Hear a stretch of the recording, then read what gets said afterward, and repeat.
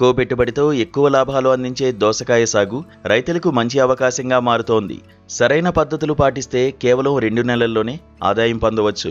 నేటి కాలంలో వ్యవసాయం అంటే కేవలం శ్రమ మాత్రమే కాదు, సరైన ప్రణాళికతో కూడిన లాభదాయకమైన వ్యాపారం అని అరారియా జిల్లా రాంపూర్ గ్రామానికి చెందిన ఒక రైతు అన్నారు.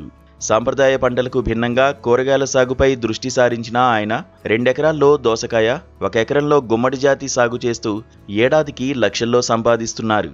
దోసకాయ సాగు ప్రధాన విశిష్టత ఏమిటంటే ఇది చాలా తక్కువ సమయంలో చేతికి వచ్చే పంట. విత్తనాలు నాటిన కేవలం 45 నుంచి 60 రోజుల్లోనే పూత, కాపు మొదలవుతుంది. అంటే కేవలం 2 నెలల్లోనే రైతుకు ఆదాయం రావడం ప్రారంభమవుతోంది. ఒక్కసారి కాపు మొదలయ్యాక ప్రతి 2-3 రోజులకు ఒకసారి క్వింటాళ్ల కొద్దీ కాయలను కోయవచ్చు. ఇది రైతుకు నిరంతర నగదు ప్రవాహాన్ని అందిస్తుంది. వేసవి కాలంలో దోసకాయలకు డిమాండ్ విపరీతంగా ఉంటుంది. శరీరానికి చలవనిచ్చే గుణం ఉండడంతో ప్రజలు వీటిని ఎక్కువగా కొనుగోలు చేస్తారు. ఈ పంటకు పెట్టుబడి చాలా తక్కువ.